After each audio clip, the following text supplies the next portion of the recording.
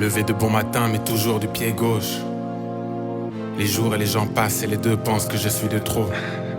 Je me demande si en face ils oseraient prononcer ces mots. Mon poing sur leur face, les dommages que ça causerait, ça serait beau.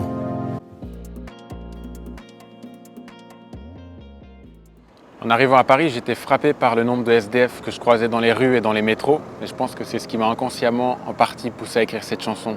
Je vous explique. Mon processus d'écriture, il était différent que celui que j'ai eu pour Animal. Pour ceux qui ont vu la première vidéo pour Animal, j'avais composé l'instru en même temps que écrit la chanson. Alors que pour Clochard, j'avais d'abord l'instru et c'est cet instru qui m'a inspiré pour les paroles. En écoutant l'instru les 3-4 premières fois, de base, je voulais écrire juste quelques couplets. À la base, je voulais écrire juste quelques couplets pour voir si l'instru m'inspirait. Et au final, l'instru était tellement entraînante que j'ai fini par écrire toute la chanson. Mes premiers brouillons partaient plutôt en direction de révolte. Ou de manifestation. Je ressentais comme un personnage qui n'était pas compris, pas écouté, pas satisfait dans la vie. Levé de bon matin, mais toujours du pied gauche. Les jours et les gens passent et les deux pensent que je suis de trop. Levé de bon matin, mais toujours du pied gauche. Les jours et les gens passent et les deux pensent que je suis de trop. Je me demande si en face ils oseraient prononcer ces mots. Mon poing sur leur face, les dommages que ça causerait, ça serait beau. Plutôt que de devenir l'histoire d'un gars qui partait en manif, la chanson est devenue l'histoire d'un SDF. J'ai écrit le texte à la première personne pour me mettre dans la peau du personnage dont je raconte l'histoire et pour mieux comprendre sa situation. On a tous eu ou entendu des préjugés sur les SDF, alors qu'on connaît ni leur vie, ni leur histoire, ni les conditions qui les ont poussés à être dans la rue. Et comme l'image d'un SDF dérange la société parce qu'il ne rentre pas dans une des cases de la société, on entend toutes sortes d'histoires sur eux, alors qu'en vrai on ne les connaît même pas. C'est un groupe de personnes à qui on ne donne pas vraiment la parole, on va plutôt avoir tendance à leur inventer une histoire. L'ironie c'est que ces gens ne me connaissent même pas, m'inventent une histoire dans laquelle ils ne m'aiment pas. Si en général on se sent mal à l'aise en croisant un SDF ou un mendiant dans la rue, c'est que je pense qu'on a tous dans le fond, dans notre nature humaine, envie d'une société sans injustice et d'un monde équitable. Je vais par exemple pas ressentir de malaise si je croise quelqu'un qui s'est endormi dans le métro, qui a l'air normal, en train de rentrer du travail, alors que si c'est un SDF qui est en train de dormir dans le métro, je vais ressentir un petit malaise. Mais du coup, pourquoi est-ce qu'on ressent ce malaise? J'ai beaucoup réfléchi et je pense que c'est de la culpabilité en quelque sorte. Dans le fond, on se dit, pourquoi moi j'ai un toit, à boire, à manger, une douche, pourquoi moi et pas lui? Et du coup, quand on refuse de donner une pièce ou un ticket restaurant, on va se sentir un peu égoïste. Et pour s'enlever la culpabilité qui vient avec l'égoïsme, on va essayer de trouver des raisons qui justifieraient le pourquoi du comment la personne en face de nous n'a pas le même privilège que nous, en mettant la responsabilité sur elle.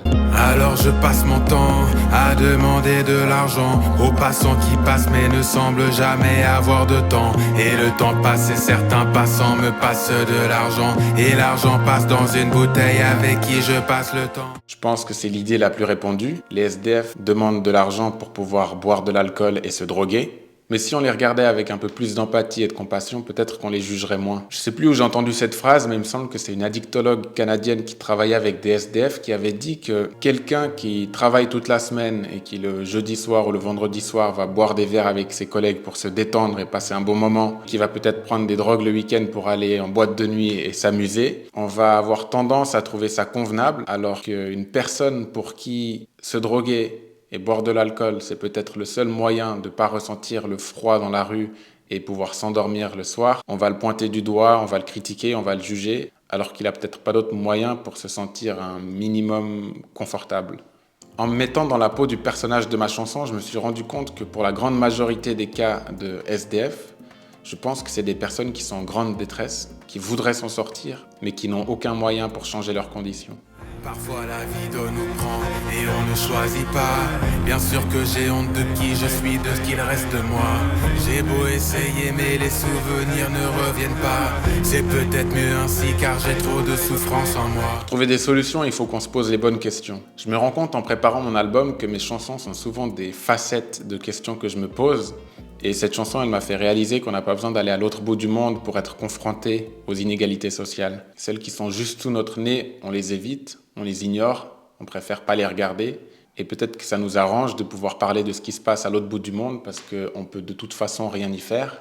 Et à travers les questions que je me pose en écrivant mes différentes chansons, c'est justement la question que je me pose. Qu'est-ce que moi je peux faire pour rendre le monde meilleur ici et maintenant? J'espère à travers mes chansons pouvoir toucher les gens pour qu'on puisse ensemble se poser les bonnes questions, ensemble trouver les bonnes solutions et ensemble rendre le monde meilleur. Merci Omaté pour l'instru. Merci Lo et Marton pour la photo. Merci à tous d'avoir regardé cette vidéo. Si vous avez envie de partager une pensée, un ressenti, une émotion, de commencer une discussion, vous pouvez laisser un commentaire ou m'envoyer un message sur les réseaux. Et une fois de plus, merci.